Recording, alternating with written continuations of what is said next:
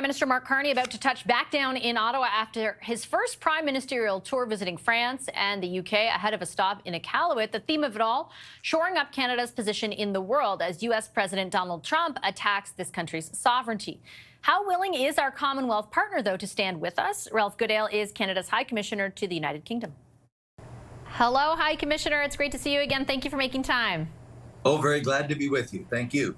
I want to start off, I think, with what's on Canadians' minds, and that is certainly the degree to which or not our allies are standing with us as we face, not just economic threats from U.S. President Donald Trump, but threats to our sovereignty. And I think that there is a sense based on, for example, the Prime Minister Starmer's appearance at the White House, some of the comments from the foreign minister at the G7 foreign ministers meeting, that maybe the UK is not eager to jump on the Commonwealth ties. And I wondered, from your perspective, as someone who is having meetings in different venues than we are able to see as the public, like what your perspective on that is, what your view of their willingness to come to our defenses.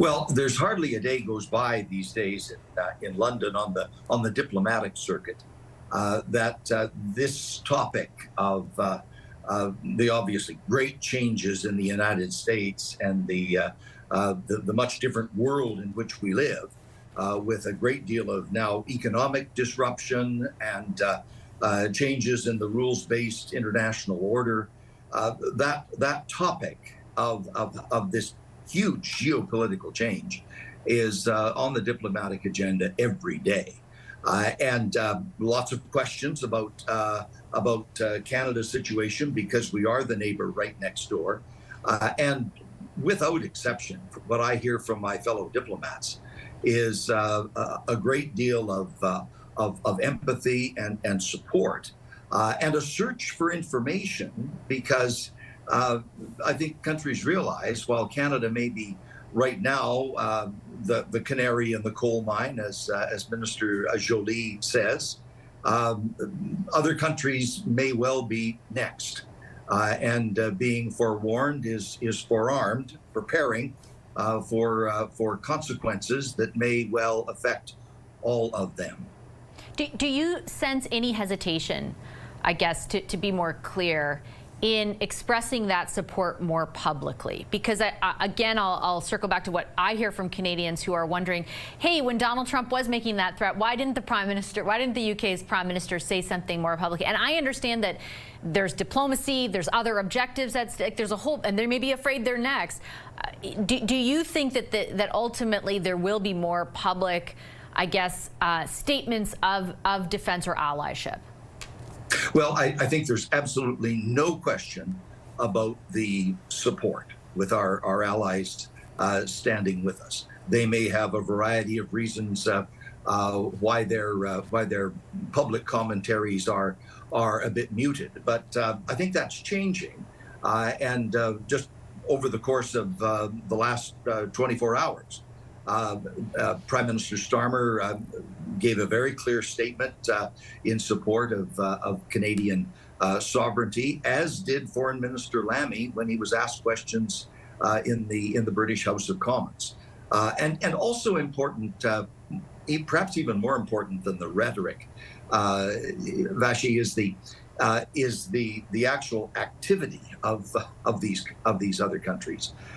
Because when it comes to the really important issues, like, for example, securing a lasting, durable peace that's just and fair in Ukraine, and not just a giveaway to Putin, it's very clear that the United Kingdom has wanted Canada at the table.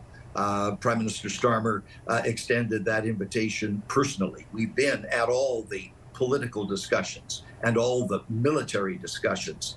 And that's really where the rubber meets the road. That the other countries are seeking Canada's engagement and involvement because we have something of value to offer in these important discussions about the serious hotspots around the world. And I certainly heard that emphasized by Prime Minister Carney during his visit when he spoke to reporters after.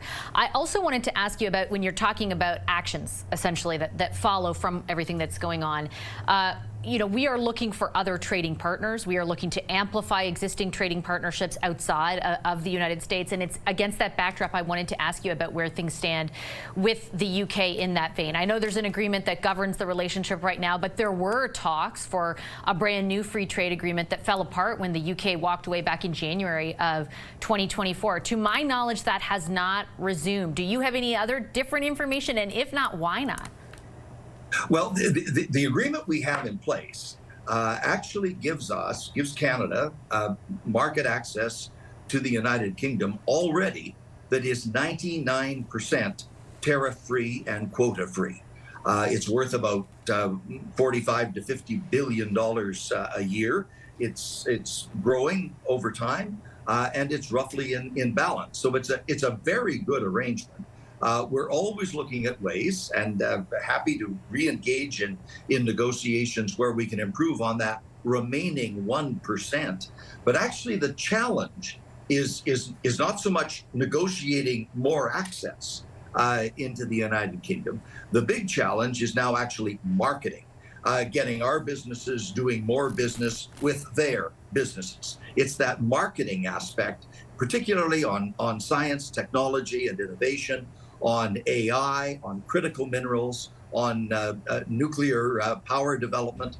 Those are areas that hold huge potential for stronger Canada-UK relationships, and we're working on that level of activity, quite frankly, every day, and it's moving along every day. But I think we need to ratchet up our game on both sides to increase trade and investment by the British in Canada, and to increase trade and investment by Canadians in the UK. It's not trade barriers largely that are standing in the way. There are a few remaining in that 1%, but mostly it is the marketing initiative to get the business moving. And I do take your point around the level of access already offered, but I wonder from a more, I guess, symbolic perspective, the fact that those conversations have not restarted more than a year later, should we take from that a lack of willingness to do exactly what you just laid out, to amplify the relationship on all fronts so that there's more activity happening, particularly in light of what's happening with the United States at the moment? No, I don't think there's a negative message there at all in terms of the relationship between Canada and the UK. When the two prime ministers met yesterday, they were talking specifically about artificial intelligence, about greater collaboration in terms of our respective nuclear power capacities, about the secure supply chains that are needed for critical minerals. Canada has the technical capacity to produce about half of what the UK lists as their priorities in terms of critical minerals, and you couldn't find a more secure source of supply than Canada. We need to develop our processing capacity as well, and that will then enhance further our ability in that critical area of the new economy. The digital economy is another example of where we can collaborate more extensively. And again, there it's largely not having a legal or a trade policy reason standing in the way. It is marketing, marketing, marketing. We need to put a phrase I used to use when I was Minister of Agriculture, selling agricultural products around the world. We've got to be in their face nicely all the time. And we will do that business because we are very, very reliable business partners in world trade. Okay, I'm going to leave it on that note. High Commissioner, I appreciate your time as always. Thank you so much. My pleasure. Thank you.